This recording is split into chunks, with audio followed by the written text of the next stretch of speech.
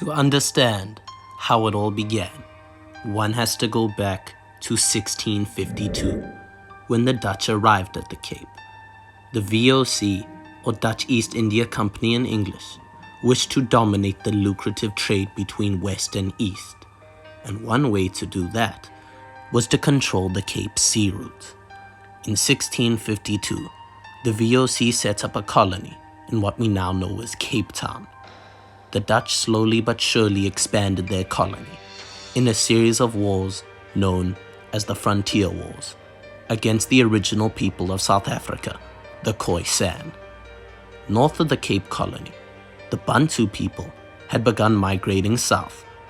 The Bantu people are the ancestors of South Africa's modern-day 9 black tribes. The Khoisan were caught in the middle. This was the status quo for the next 150 years. In the 1780s, the destiny of South Africa was about to be changed forever when events in Europe would explode onto African soil. France, one of the most powerful nations in the world, was thrown into chaos, anarchy, and civil war when a revolution overthrew its king. From the ashes of a destroyed France rose one of history's greatest generals, Napoleon Bonaparte. Napoleon then led France to war against the rest of Europe. When the French conquered the Dutch, it sparked fears in Britain that the French would then try to take the Cape Sea route from the Dutch. This was something Britain could not allow, so they decided to act first. In 1806, the British seized the Cape from the Dutch. From 1806 and onward, Britain was the new European power in South Africa. Over the following decades, the Dutch settlers grew unhappy living under British rule, so they began the legendary Great Trek. Many Dutch settlers began a journey out of the Cape into northern South Africa. It is from this point that these Dutch settlers slowly became known as modern-day Afrikaners. Though at the time, these Dutch settlers called themselves Boers, and by the 1880s, they had established 2 Boer republics, the Orange Free State and the Transvaal. The Boer republics and the British coexisted for a while, but this was all shattered with the discovery of gold.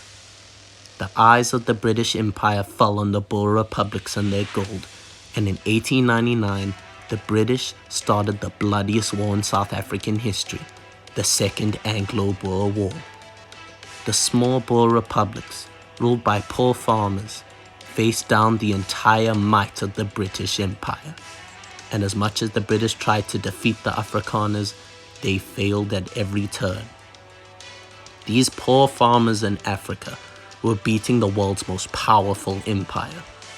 So the British resorted to utter acts of evil to defeat the Boers. The British burnt down the Boers' farms and threw their women and children and black workers into concentration camps. In 1902, the Boers surrendered. By the end of the war, a quarter of the Boer population was dead.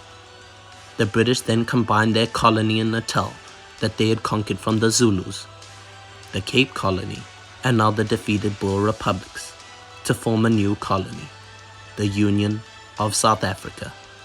Yes, my friends, this is how our country came to be. The Union of South Africa was a British colony and remained so for nearly 5 decades. But in 1948, things were about to take a dark turn.